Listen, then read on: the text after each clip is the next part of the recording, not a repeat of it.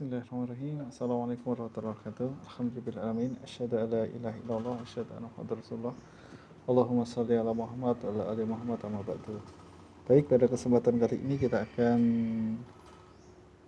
membahas materi Daurus Syabab fi Hamlir Risalah atau peran pemuda dalam memikul risalah, dalam menegakkan risalah. Peran pemuda dalam mengibarkan panji-panji Islam. Ikhwafillah, jika kita cermati profil para sahabat Rasulullah, dapat diketahui banyak sekali di antara mereka itu adalah para pemuda. Ada Usamah bin Zaid di usia 18 tahun, memimpin pasukan yang anggotanya adalah para sahabat-sahabat senior seperti Abu Bakar dan Umar untuk menghadapi pasukan terbesar dan terkuat saat itu, yaitu pasukan Romawi. Ada Sa'ad bin Abi Waqqas di usianya yang baru 17 tahun, merupakan seorang pemuda yang pertama kali melontarkan anak panah di jalan Allah, termasuk dari 6 orang ahlu syuro. Bayangin seorang pemuda berusia 17 tahun adalah salah seorang ahlu syuro, orang yang ikut bermusyawarah berdasarkan Rasulullah SAW, ikut bermusyawarah bersama Rasulullah SAW. Sa'ad bin Abi Waqqas. Ada Al-Arqam bin Abil Arqam, kalau kita kenal, seorang yang rumahnya dijadikan tempat dakwah Rasulullah SAW, dan usianya saat itu baru 16 tahun.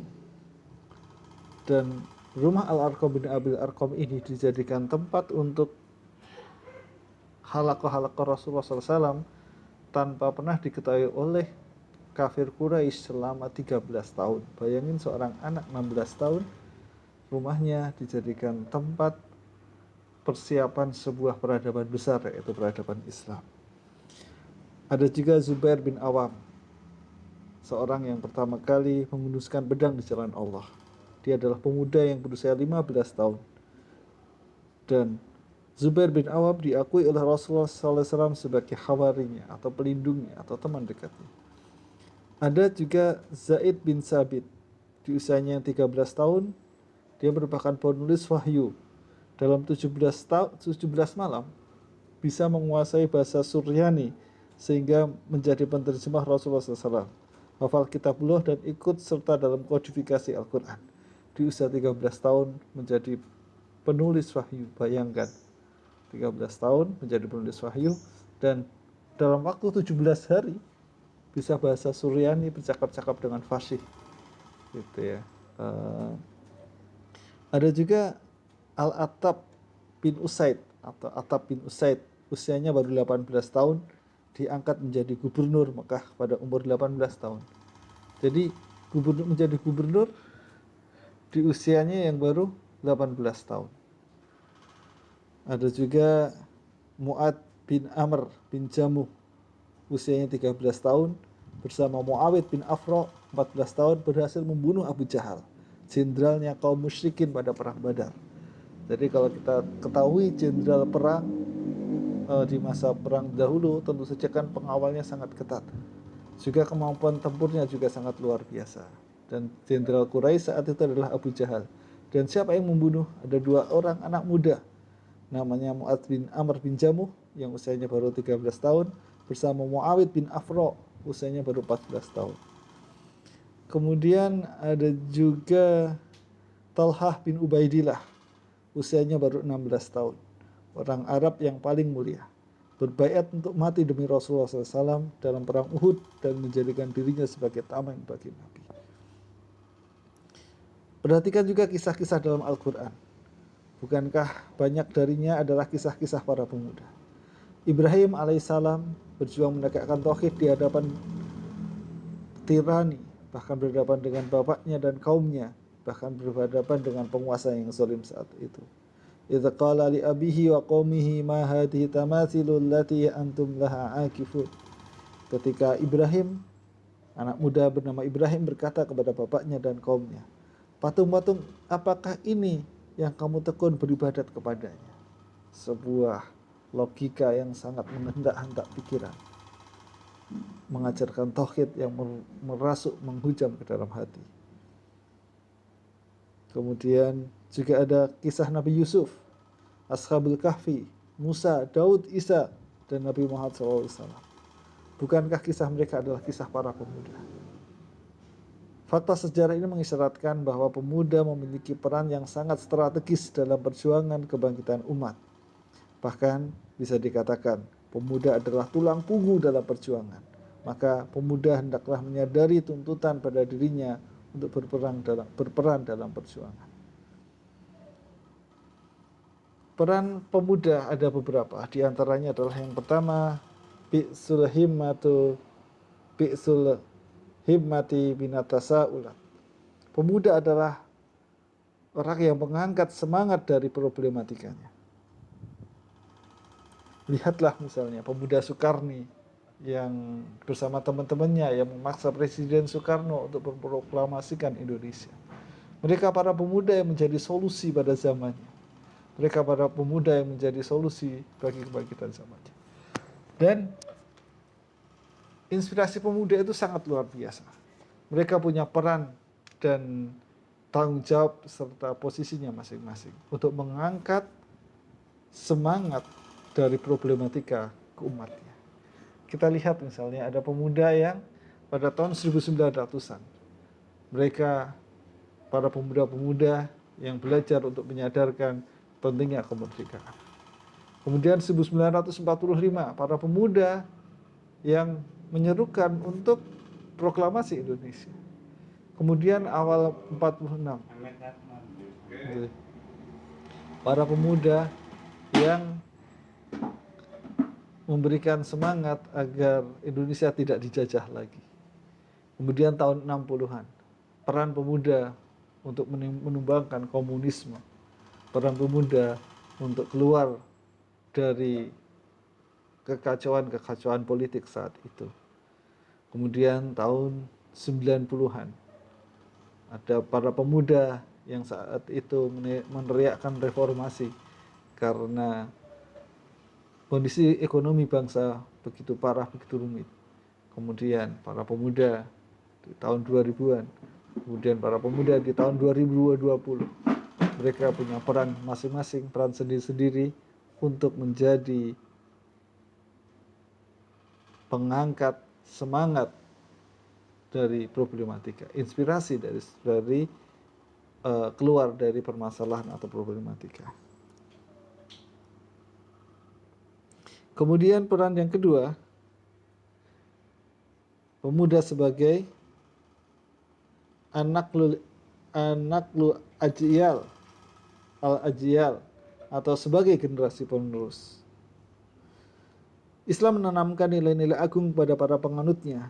Di antaranya adalah menanamkan cita-cita agar mereka bersama anak cucu generasi penerusnya senantiasa menjadi pemimpin dalam rangka menegakkan agama dan memberikan kemanfaatan kepada manusia demi menggapai ridhanya. Allah Ta'ala berfirman, walladzina yaquluna rabbana hab lana min azwajina wa dzurriyyatina qurrata a'yun waj'alna lil muttaqina imama. Dan orang-orang yang berkata, ya Tuhan kami, anugerahkanlah kepada kami istri-istri kami dan keturunan kami sebagai penyenang hati kami. Jadikanlah kami imam bagi orang-orang yang bertakwa.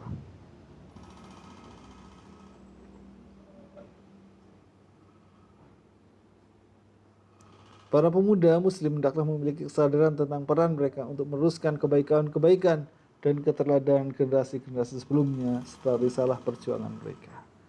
Para pemuda adalah generasi pewaris yang mewariskan kebaikan, yang meneruskan kebaikan-kebaikan yang dilakukan oleh para pendahulunya.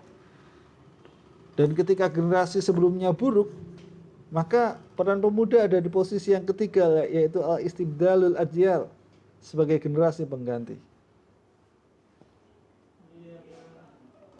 Peran sebagai generasi pengganti masyarakat yang menyimpang dari nilai-nilai kebaikan. Para pemuda Islam harus berusaha menjadi generasi pengganti, bukan malah menjadi generasi yang digantikan. Renungkanlah ayat berikut. Ya ayyuhalladzina amanu may yartadda minkum an dinihi fasawfa ya'tillahu biqaumin yuhibbuhum wa yuhibbuna adillatin 'alal mu'minin a'izzatin 'alal kafirin yujahiduna fi sabilillah wa la yakhafuna lawmata la'im. Dzalika fadlullahi yu'tihi may yasha' wallahu wasi'un alim. Artinya, hai orang-orang yang beriman, barang siapa di antara kamu yang murtad dari agamanya, maka kelak Allah akan mendatangkan suatu kaum yang Allah mencintai mereka dan mereka pun mencintainya. Mereka bersikap lembut terhadap orang-orang yang mukmin dan bersikap tegas terhadap orang-orang kafir yang berjihad di jalan Allah dan tidak takut pada celaan orang-orang yang celah. Itulah karunia Allah diberikan kepadanya kepada siapa saja yang dikehendaki. Dan Allah Maha Luas pemberiannya lagi Maha Mengetahui. Di saat banyak orang yang berpaling dari nilai-nilai agama, para pemuda Islam harus menyadari posisi dirinya sebagai generasi pengganti yang siap berkomitmen terhadap nilai-nilai ketaatan dan selalu menyambut seruan-seruan Allah Ta'ala. Kemudian yang selanjutnya, tajdidu ma'nawiyatil ummah.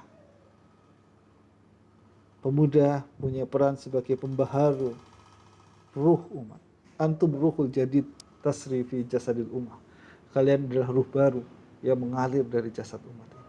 Ruh yang menghidupkan umat ini dengan semangat. Ruh yang menghidupkan umat ini dengan cahaya Al-Quran. Ruh yang menjadi darah yang membuat ini menjadi hidup. Umat ini lemah. Umat ini lunglai. Kenapa? Karena tidak ada ruh. Dan para pemuda adalah ruh yang menghidupkan umat ini dengan semangatnya, dengan kesungguhannya, dengan perjuangannya, dengan inspirasi-inspirasinya. Dan kemudian pemuda juga berperan sebagai anasirul islah atau agen reformasi yang mengubah umat ini menjadi lebih baik lagi. Maka kemudian para pemuda itu harus punya atazawud atau bekal. Apa bekal-bekal pemuda itu? Yang pertama adalah at-tarbiyatul fitriyah atau tarbiyah fitrah, tarbiyah jiwa, mentarbiyah seluruh potensinya, mentarbiyah seluruh kemampuan yang Allah berikan, menjaga, merawat fitrahnya, fitrah kebaikan-kebaikan itu dirawat, ditarbiyah. Kemudian yang kedua adalah bekalnya adalah al-hikmatu wal ilm, hikmah dan ilmu. Para pemuda harus berbekal dengan banyak belajar agar dia menjadi orang yang bijaksana dan banyak ilmu. Banyak membaca, banyak berguru, banyak bertanya, agar kalian menjadi pribadi yang penuh hikmah dan ilmu, penuh kebijaksanaan dan ilmu. Kemudian yang ketiga, as-saksiyah al-qiyadah al-jundiyah. Pemuda harus berlatih menjadi pribadi yang mampu memimpin dan mampu dipimpin.